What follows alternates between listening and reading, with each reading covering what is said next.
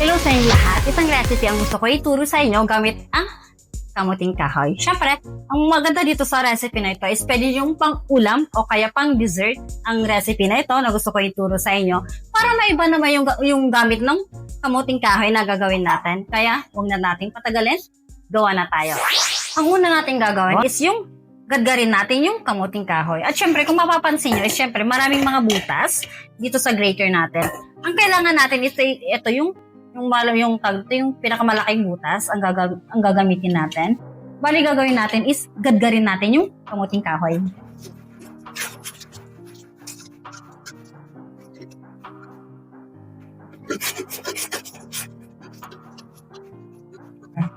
Ito, natapos na natin gagarin yung kamuting kahoy. At syempre, kung malaki yung family nyo, at syempre, damihan nyo na lang yung kamuting kahoy na gagamitin nyo. Bali, dito sa pan natin, maglagay tayo ng butter. Medyo damihan natin yung butter natin dito kasi panlasa na rin yung butter na lalagay natin. And melt lang natin siya. Pag nag-melt na yung butter, yan, ito yung kamuting kahoy na ginadgad natin. Lagay natin dito sa fry pan natin. Yan. Spread natin siya.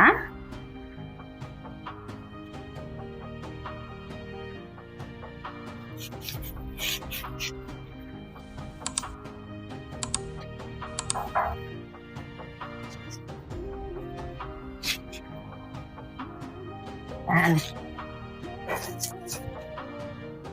At ang gagawin natin is maglagay tayo ng konting asin, salt to taste.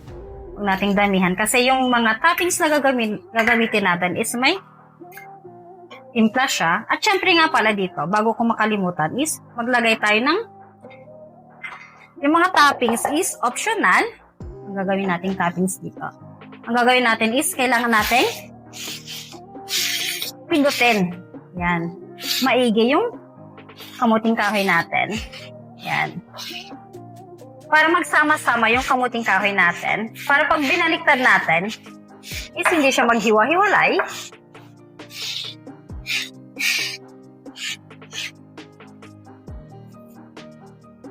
Pag ganito na siya, sa kabiling part, yan, pag makikita nyo, pag ganito na siya, syempre gagawin natin is, babaliktarin na natin siya. Yan. At syempre, lulutuin lang natin saglit yung sa kabilang part niya. Pagluto na yung sa kabilang part niya, gagawin natin is, baliktarin natin siya ulit. Yan. Kasi, maglalagay tayo ng toppings. Bali dito is may ground meat tayo. Kung gusto yung lutuin, yung kung paano ko linuto tong ground meat, ilalagay ko dito yung link kung paano ko siya niluto. O kaya naman yung sarili ng version kung paano yung pagluto nyo ng ground meat. Kasi yung toppings naman dito is optional. Yan. Lagyan lang natin siya dito. Lagyan lang natin dito sa kalahati lang ganyan. Siyempre, damihan natin yung toppings. Yan. At maglalagay tayo dito ng cheese. Yan. Bali, ang gamit ko dito is yung mozzarella. Yan. At close natin siya.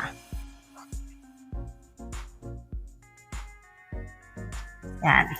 Ang gagawin lang natin is imi-melt lang natin yung mozzarella cheese na nilagay natin.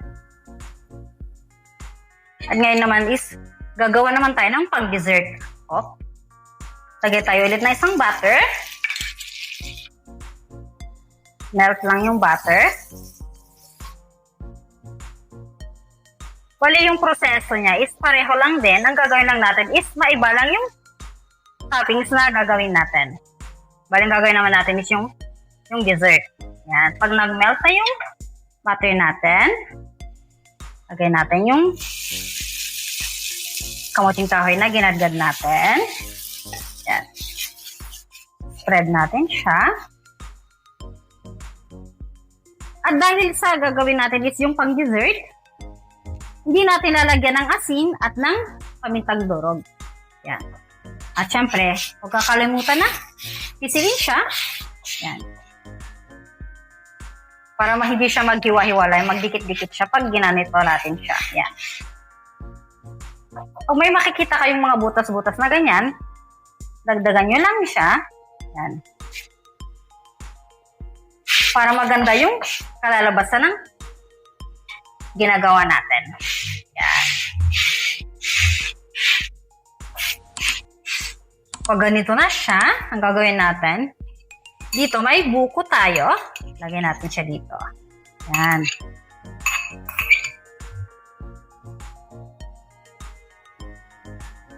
Yan natin siya. At maglagay tayo ng condense. Yan. Ito yung tawag dito, yung pinaka-favorite ko. Yung pang-dessert. Kasi masarap talaga siya dito. Yan, ganyan. Kung damihan nyo pa, kung gusto nyo maraming light to condense, kayo na yung mag-decide. At syempre, yung gagawin natin is baliktarin natin ganyan. Yan, takpan natin siya. Yan. At lutuin lang natin siya. Saglit. Yan. Ready na ang ating kamuting kahoy recipe, kaya huwag kakalimutan mag-subscribe sa mga videos natin. At syempre, pa-like na rin sa mga videos natin at click notification bell at pa-comment sa mga videos natin kung saan lugar nakakarating ang mga videos natin. At syempre, pa-comment na rin kung sa tingin nyo is masarap yung mga niluluto natin. Sa mga gustong itry yung mga recipe natin at sa tingin yung gumawa, mag-try ng recipe natin, sa tingin nyo is masarap tapos sulit yung recipe na sinishare ko na tinuturo ko sa inyo, pa-comment. At syempre, titigman na natin siya. Tara, kain tayo. Siyempre, ang magandang part ng pagluluto is yung titigman natin yung niluto natin. Siyempre, tara, kain tayo.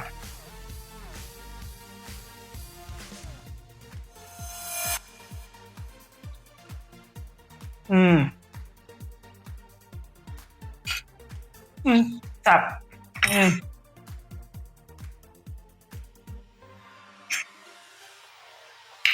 Masarap yung kamotong kahoy. Tapos, ano siya tawag dito? Malutong-lutong yung pagkaluto natin. O syempre, masarap yung toppings na nilagay natin na ginini na karne. Ang sarap ng combination niya. Isa pa, syempre. Sarap. Syempre, titikman naman natin yung dessert na ginawa natin. Yan. Yung buko, may condense. Tara. Tikman din natin to.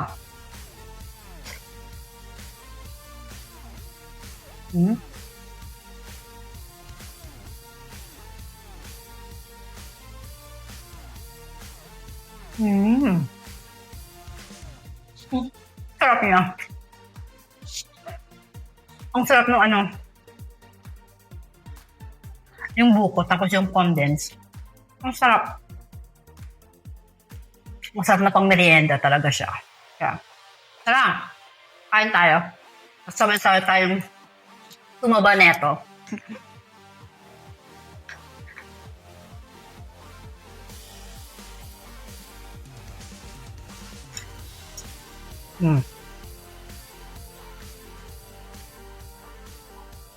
Kaya, hanggang dito na lang. Ciao!